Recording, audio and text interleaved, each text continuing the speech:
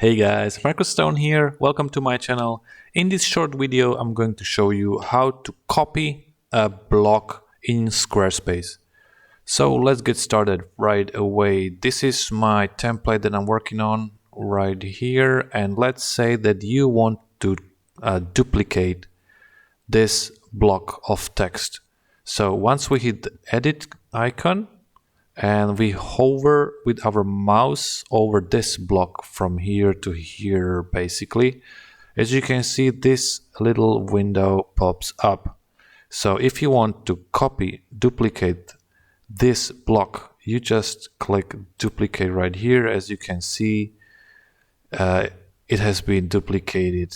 If you want to change the position of the block, you can just hit these arrows here and it's going to be slid upwards or downwards according to your liking.